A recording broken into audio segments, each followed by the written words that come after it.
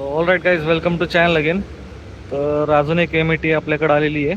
ही MIT major आहे. ही भोसरीवरून आली आपल्याकडं रिस्टोरेशनसाठी. आणि ह्या मित्रांनी आपला जो पहिल्याचा MITचा व्हिडिओ पाहून ही गाडी आपल्याकडे पाठवली. तर ऑब्व्हियसली कंडिशन तुम्ही चेक करू शकता.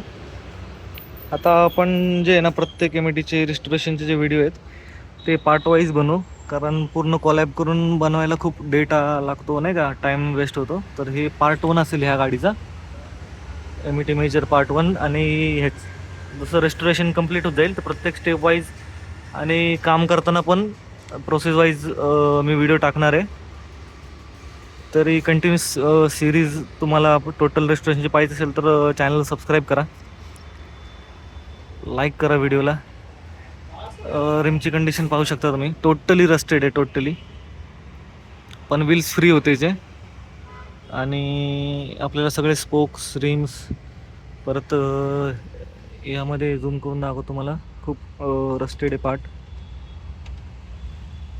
तर काम तर खूप आहे गाडीमध्ये. फायबर पार्ट पण हे ऑब्व्हियसली काही कामच राहिलेलं नाही आहे. आतमध्ये पण खूप रस्टिंग आहे. आतमध्ये वायर सगळ्या गेलेले आहेत. इंडिकेटर्स ॲक्सिलेटर तर ऑपरेट पण होत नाही आहे. हेडलाईट नाही आहे, रिंग खराब आहे, मीटर नाही आहे. वायरिंग लूम पण ऑलमोस्ट सडलेली असेल सगळी पूर्ण. बटन्स, सीट,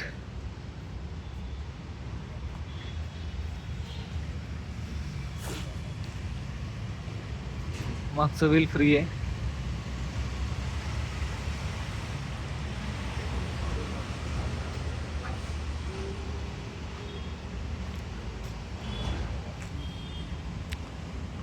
तर ह्या गाडीचा फुल रेस्टोरेशन व्हिडिओ आपण फुल एक कॉलॅब करून पण टाकू, पूर्ण सगळे व्हिडिओज. पण सिरीज वाईज एक एक करून पाहायला जास्त तुम्हाला नॉलेज भेटेल, त्यामधनं मजा येईल. एक एक काम म्हणजे कसं चाललं आहे, तर प्रत्येक याचे व्हिडिओ मी सिरीज वाईज टाकणार आहे. तर तुम्हाला कसा वाटला व्हिडिओ कमेंट करून सांगा. भेटू ह्याच्या नेक्स्ट पार्टमध्ये, ज्यामध्ये आपण पूर्ण डिसमेंटल करू गाडी आणि पूर्ण त्याचं पेंट रिमूव्हरनी पूर्ण पेंट काढून घेऊ. एक एक पार्ट काढून आपण वेल्डिंग वगैरेला जर अवेलेबल असेल तर नवीन टाकू.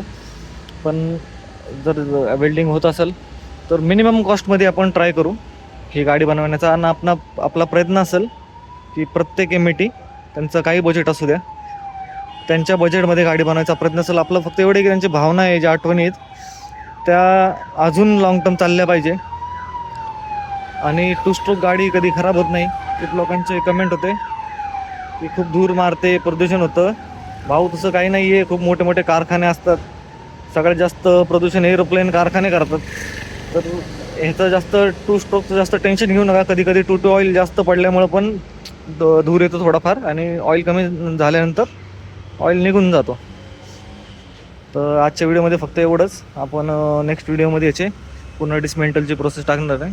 तर चॅनलला सबस्क्राईब करा, फॉलो करा आणि ह्या व्हिडिओला पण लाईक करा.